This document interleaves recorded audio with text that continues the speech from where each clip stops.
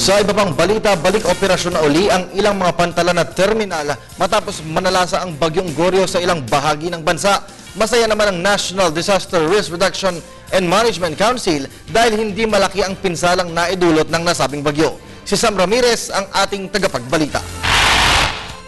Kasabay ng pag-alis ni Bagyong Goryo na may international name na Rumbia, ang pagbalik din sa normal na operasyon ng mga ports, airports at iba pa upang ihatid ang libo-libong mga pasahero na na-stranded ng manalasa si Bagyong Goryo. Ito ay ayon kay National Disaster Risk Reduction and Management Council o NDRRMC spokesperson Major Ray Balido. Nagsimula ng lumayag ulit yung mga ro-ro vessels natin, yung mga tumatawid sa mga papunta mga probinsya. Lalo na yung Matnog, Sorsogon, patawid sa Leyte.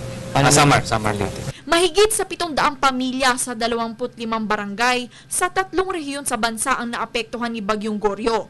Halos 400 pamilya din ang mga evacuation centers. Nakapagtala din ng isang insidente ng landslide sa Masbate, 2 insidente ng pagbaha sa Occidental Mindoro at isang insidente ng pananalasa ng Ipo-Ipo sa Quezon Province. Ngunit sa kabila nito, pinagmamalaki pa rin ni Major Balido na walang nasawi sa pagdaan nitong si Bagyong Goryo. Ito raw ay dahil sa kahandaan ng iba't ibang ahensya ng pamahalaan. Unang-una yung Pag-asa, nakapagbigay sila ng maagang advisory, no?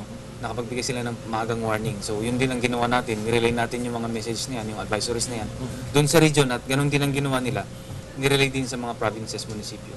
At from there, doon nakapaghanda yung ating mga local DRMCs, local DRM officers para abisuhan din yung mga kababayan natin. Nag-uulat para sa Telebisyon ng Bayan, Sam Ramirez.